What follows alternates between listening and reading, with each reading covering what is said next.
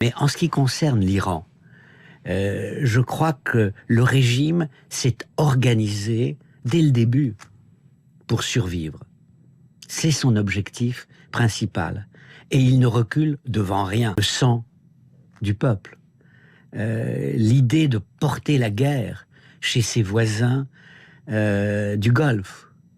L'idée d'équilibrer son infériorité militaire par un élargissement du conflit sur le plan économique.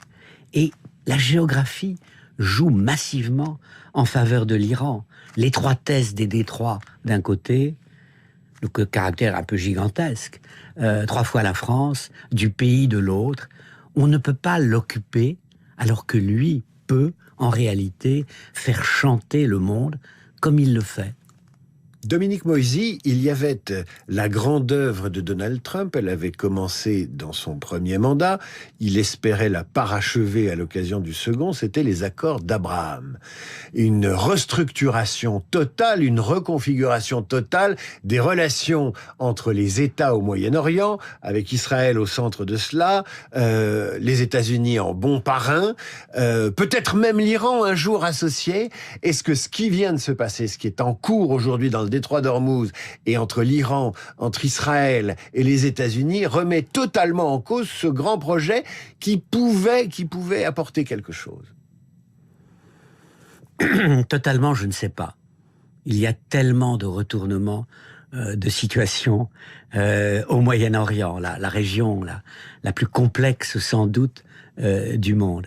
Mais à court terme, les monarchies du Golfe se méfient également d'Israël, qui porte la force extrême sur cette région, des États-Unis, qui les trahissent sans les protéger, et de l'Iran, qui les attaque sans prévenir. Donc il y a une sorte de triple déception chez ces Émirats.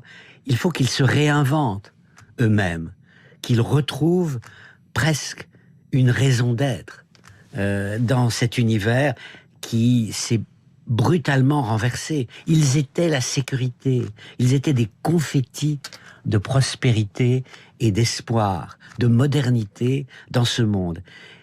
Ils pensaient presque que l'histoire n'était pas tragique pour eux.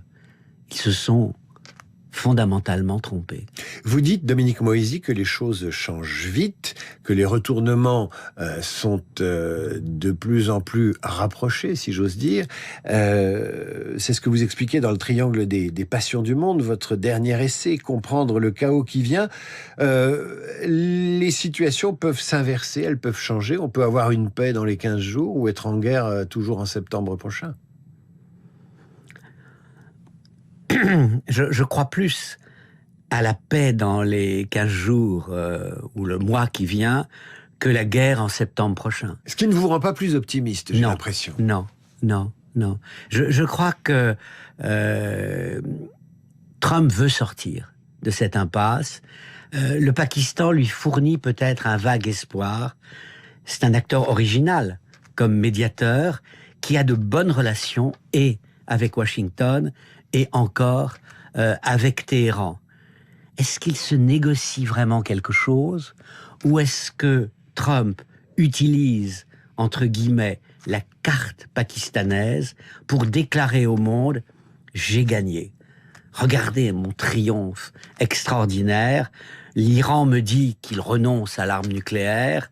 J'ai détruit leur potentiel de missiles. Je peux passer à autre chose. Et cette autre chose, on le sent bien dans sa tête. Ça peut être tout à fait le changement de régime, mais pas dans un pays aussi lointain et compliqué que l'Iran, mais beaucoup plus proche des États-Unis, Cuba. Donc cette idée, vous voyez, je progresse, je vous surprends toujours. Mais qu'est-ce qui vous dit que l'Iran va accepter les conditions? Pour l'instant, l'Iran réclame l'indemnisation des dommages de guerre causés par les États-Unis. Comme s'ils étaient absolument innocents de tout. Oui, non mais les Iraniens sont les maîtres dans l'art de l'ambiguïté. ils peuvent dire quelque chose à un moment donné sur laquelle Trump va sauter. Et là, il y aura un problème majeur entre Jérusalem et Washington. On réalisera que la guerre d'Israël n'est pas la même que celle des États-Unis, que Netanyahou a réalisé une partie de ses objectifs en se disant « je suis protégé, couvert par un président américain extraordinaire qui ne sait pas nécessairement ce qu'il fait ». Mais Netanyahou veut atteindre ses objectifs, idéalement détruire le régime, il a besoin du temps. Trump veut sortir d'une phase particulièrement délicate qui le rend incroyablement impopulaire. Il veut aller vite. Curieusement, ils ont tous les deux des élections à l'automne. Oui. Il y a les mid-terms, il y a les élections législatives en Israël. L'un, vous le dites, a besoin de faire la guerre pour éventuellement être victorieux et sauver sa peau avec ces élections. L'autre a plutôt besoin de faire la paix pour gagner les mid-terms. Est-ce qu'on n'est pas dans une année où les intérêts réciproques des Américains et des Israéliens vont se fracturer sur le conflit au Moyen-Orient et où on va avoir la grande disjonction entre Israël et les États-Unis? C'est un risque majeur. Je crois que l'image d'Israël aux États-Unis s'est considérablement détériorée. Il y a une majorité d'Américains qui trouvent que dans cette guerre